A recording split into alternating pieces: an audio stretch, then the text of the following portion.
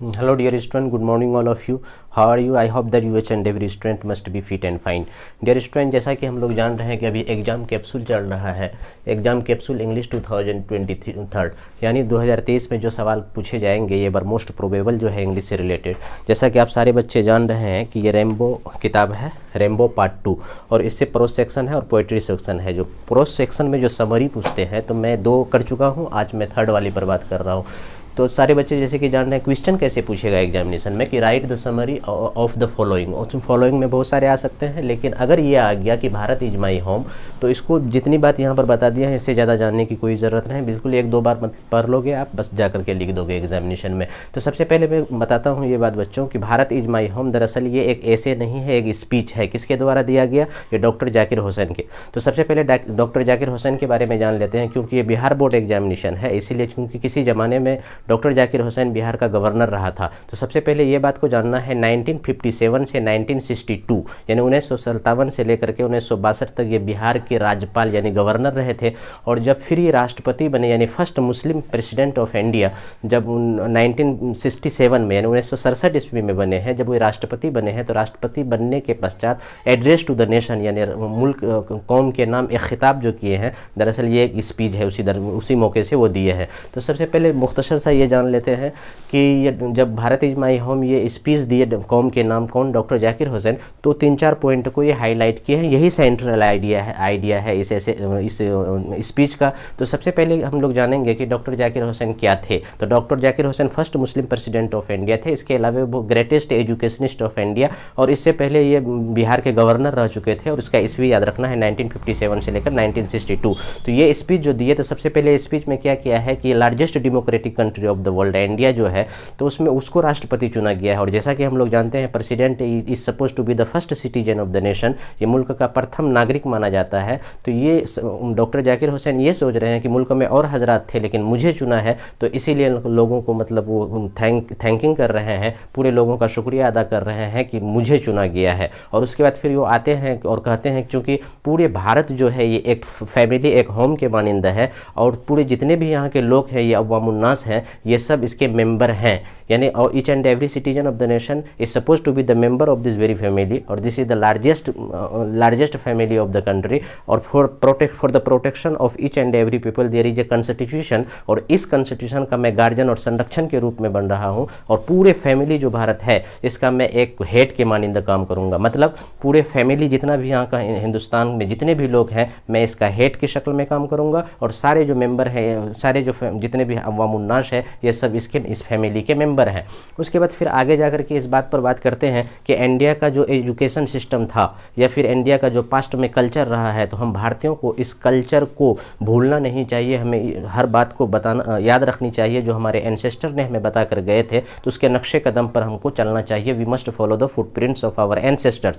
उसके बाद फिर आगे चल करके एजुकेशन पर बात करते हैं और कहते हैं कि education is suppose to be the most important point and most prime instrument. Without having good education system a nation can never be great. अगर किसी भी मुल्क का अगर निज़ाम तालीम ठीक ना हो तो फिर क्या कहते हैं वहाँ तरक्की का हम खाप नहीं दे सकते हैं। तो एजुकेशन के बारे में कहीं पर बात कर रहे हैं, कभी एंशिएंट कल्चर की बात कर रहे हैं इंडिया का। फिर आगे चल करके ये कहते हैं कि ये जिम्मेदारी है प्रत्येक नागरिक पर, यानी each and every citizen of the nation, ये जिम्मेदारी है कि हमारे पूर्वजों ने हमारे मुल्क को चलाने के लिए जो बेहतरीन और खूबसूरत संविधान बनाया है, तो इस संविधान के हर उसूल को लेकर के हम चलेंगे। तो आगे चल के कहते हैं कि मैं एक हेड और गार्जियन की हैसियत से मैं चाहूँगा कि संविधान में बताए गए जितने भी उसूल हैं, जितने भी आर्टिकल हैं, from article 1 up to article last में, इन चीज़ों को कायदे से इस पर यकीन करूंगा। और आगे चल के कहते हैं कि जातिवाद हो या धर्मवाद हो या किसी तरह का जो नैरो थाउट्स हैं, इंसान का जो संकीर्ण ख्यालात हैं या घटिया सोच है, इन चीज़ों से हम बिल्कुल बड़ी रहेंगे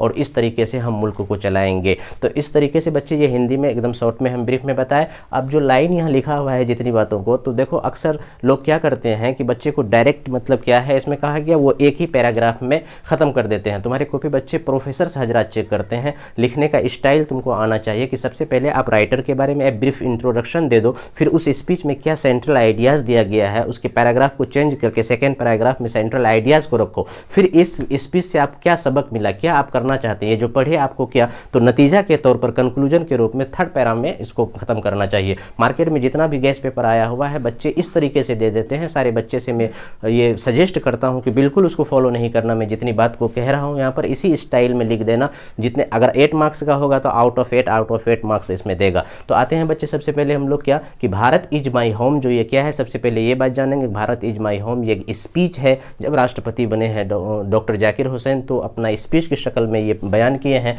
तो सबसे पहले डॉक्टर जाकिर हुसैन के बारे में जानते हैं। देखो भाई कि भारत इज माई होम ये क्या है, दरअसल is a nice and patriotic speech. ये एक ऐसा स्पीच है, एक ऐसा भाषण है, ऐसा खिताब है जो पेट्रियोटिक है, मतलब हुब्बुल वतनी के जज्बा से भरा हुआ है, देशभक्ति के जज्बा से भरा हुआ। तो बहुत बेहतरीन और पेट्रियोटिक स्पीच है और delivered by doctor Zakir Hussain who was the first Muslim president of India. जो ये किसके द्वारा दिया गया है बच्चे, डॉक्टर जाकिर हुसैन के द्वारा दिया गया। और ये क्या है, ये फर्स्ट मुस्लिम, ये डॉक्टर जाकिर हुसैन क्या थे, first Muslim president of India थे। और he previously served as the governor, ये बहुत ही इंपॉर्टेंट पॉइंट है बच्चे, इसको याद रखना। इससे पहले यानी राष्ट्रपति बनने से पहले ये बिहार के गवर्नर रहे थे, यानी previously served as the governor of Bihar from 1957 up to 1962।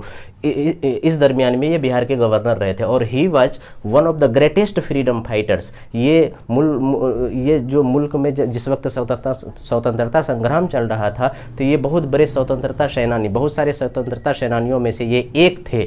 और एज वेल एज इसके साथ साथ ये एमिनेंट एजुकेशनिस्ट, बहुत ही प्रसिद्ध मतलब शिक्षाविद थे। और दिस स्पीच, ये जो स्पीच है was delivered by him in 1967 after taking the oath as the president of India. यानी भारत के राष्ट्रपति बनने के जब वो बन रहे हैं, जब वो उसका शपथ ग्रहण कर रहे हैं, तो शपथ ग्रहण करने राष्ट्रपति के रूप में शपथ ग्रहण करने के पश्चात ये स्पीच दिया गया था। कब भाई, 1967 में। तो ये हो गया बच्चे ब्रीफ इंट्रोडक्शन राइटर के बारे में, इनको लिखना इस तरीके से। और प्रोफेसर हजरात जो कॉपी चेक करेंगे ये उम्मीद करता है बच्चों से, स्टूडेंट से कि ये इस चीज़ को लिखे इसी। और उसके बाद सेकेंड पैराग्राफ में आएंगे कि अच्छा इस स्पीच में क्या कहा गया है, इसको समझोगे। देखो बच्चे यहाँ ऑरेटर लिखा हुआ, ऑरेटर मतलब स्पीकर, स्पीकर मतलब डॉक्टर जाकिर हुसैन। यहाँ पर the orator says that, orator कहते हैं कि it is a great honour for him, ये मेरे लिए यानी डॉक्टर जाकिर हुसैन का ये मेरे लिए बड़ी फ़ख्र की बात है कि to be the president of this largest democratic country. ये सब दुनिया का सबसे बड़ा लार्जेस्ट डेमोक्रेटिक कंट्री है, प्रजातांत्रिक मुल्क है, इस मुल्क का राष्ट्रपति हम जो बन रहे हैं ये मुझे फ़ख्र महसूस हो रहा है। और आगे कह रहा है कि he shall abide by the rules and regulations of Indian constitution. कह रहे हैं कि मैं भारतीय संविधान जो है इसमें जितने भी उसूल बताए गए हैं इस चीज़ को मैं पूरी तरीके से पालन करूँगा with full consistency and honesty, यानी पूरी ईमानदारी के साथ मैं इस चीज़ को फॉलो करूँगा। और आगे कहता है कि हिज डेडिकेशन, यानी डॉक्टर जाकिर हुसैन का ये कमिटमेंट रहेगा, डेडिकेशन रहेगा for the betterment of the nation, यानी मुल्क की भलाई के लिए। और उसके बाद फिर क्या कहा कि shall remain far away from narrow thoughts, यानी his dedication for the betterment of the nation shall remain far away from narrow thoughts, यानी उसका जो कमिटमेंट रहेगा भारत के प्रति यानी भारत की बेहतरी के लिए वो किसी भी तरीके shall remain far away from narrow thoughts, यानी संकीर्ण ख्यालों से, घटिया सोचों से दूर रहेगा। और आगे कहता है कि ही ऑल्सो थ्रोज लाइट, ये इसमें भी रोशनी डालते हैं कि on the importance of Indian culture, यानी भारत की जो कल्चर है एक खूबसूरत कल्चर, ठीक है ना, जिसके बारे में अगर यूरोपियन कल्चर के बारे में बात करें तो अल्लामा इकबाल जिसके बारे में कहा था कि तुम्हारी तहजीब खुद अपनी खंजर से खुदकुशी करेगी, जो शाख नाजुक पे आसियाना होगा वो नापायदार होगा। तो वहाँ यूरोपियन जो कल्चर है बच्चे, बिल्कुल बरहानापन जो वहाँ पर है, नेकेटनेस जो है, उन कल्चर को ये गाइड कर रहे हैं डॉक्टर जाकिर हुसैन कि हमारा जो खूबसूरत कल्चर है, हमारा जो एक खूबसूरत तहजीब है, हमको इनको मानना चाहिए, ना कि अदर्स का कल्चर को हमको फॉलो करना चाहिए। तो ये बात कह रहे हैं कि इम्पोर्टेंस, यानी यहाँ भारत की जो तहजीब है, इनकी जो इम्पोर्टेंस है, इस इम्पोर्टेंस पर मतलब रोशनी डाले हैं। उसके बाद सेज दैट, और कहते हैं कि वी शेल नेवर फॉरगेट, हमें कभी नहीं भूलना चाहिए द ग्लोरियस एंशिएंट कल्चर, हमारा जो शानदार भूतकाल का यानी हमारा माजी का जो शानदार कल्चर रहा है, इस कल्चर को हमें कभी नहीं भूलना चाहिए। और आगे कहते हैं वो जाकर के ही सेज, वो कहते हैं कि होल भारत यानी complete Bharat is my home, ये एक मेरे होम के समान है, मेरे घर के समान है, and the people of this country, और इस मुल्क के प्रत्येक नागरिक प्रत्येक लोग are the members of this family, इस फैमिली के मेंबर हैं, and I am here to serve as the head of this family, और ये बड़ी फैमिली का मैं एक मुखिया के रूप में काम करूंगा। मुखिया कहने का मतलब है बच्चे कि हर एक सिटीजन की क्या जिम्मेदारी होनी चाहिए, किसको क्या चाहिए, एक गार्जियन की हैसियत से मेंबर का यानी सदस्य का क्या मदद करनी चाहिए, उसको राइट एजुकेशन मिल रहा है कि नहीं, उसको हेल्थ फैसिलिटी मिल रहा है कि नहीं, एक वो बंदा कैसा होना चाहिए, एक व्यक्ति को कैसा होना चाहिए for the beauty and for the betterment of the nation, मुल्क के प्रति एक आदमी को कितना वफादार होना चाहिए, इन सारी बातों को मैं ख्याल रखूंगा।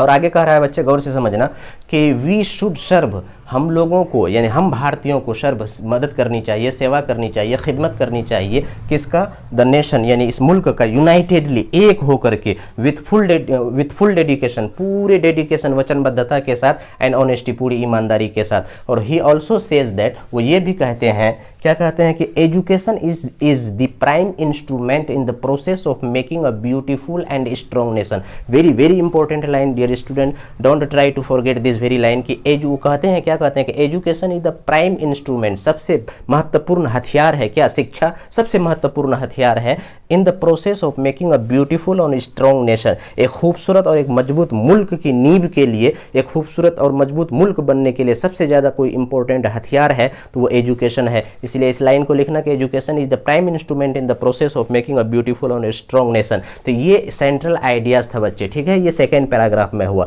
उसके बाद पैराग्राफ को चेंज करेंगे, थर्ड पैराग्राफ में आकर के तुम कहोगे बच्चे इस स्पीच में हुब्बुल वतनी यानी पेट्रियोटिक देशभक्ति का जज्बा से भरा हुआ कुछ इंपॉर्टेंट बात किए हैं, तो हम पैराग्राफ चेंज करके इतना लिख देंगे कि 10 इस प्रकार वी कैन से दैट, हम कह सकते हैं कि दिस ब्यूटीफुल स्पीच, ये खूबसूरत भाषण जो है delivered by doctor Zakir Hussain के द्वारा जो दिया गया है, इस full of the feelings of pure patriotism, यानी जो एकदम हकीकी हुब्बुल वतनी होनी चाहिए, उस जज्बात से ये भरा पड़ा है, यानी वास्तविक देशभक्ति के जज्बात से भरा पड़ा हुआ है। दैट अगर ये जज्बात अगर कंटिन्यू किया तो दैट वुड लीड इंडिया, ये भारत को ले जा करके छोड़ेगा उस मुकाम पर कि टुवर्ड्स प्रोस्पेरिटी एंड परफेक्शन, एक परफेक्शन और एक समृद्धशील और स्ट्रॉन्ग इंडिया इसको बना देगा अगर डॉक्टर जाकिर हुसैन के ख्यालात को अपनाया जाए। तो इसीलिए डियर स्टूडेंट, मैं कहना चाहूँगा सारे बच्चे को कि each and every student must follow this very the central idea of this very speech, as well as you must write down in the same style, whatever style I have followed during my lecture,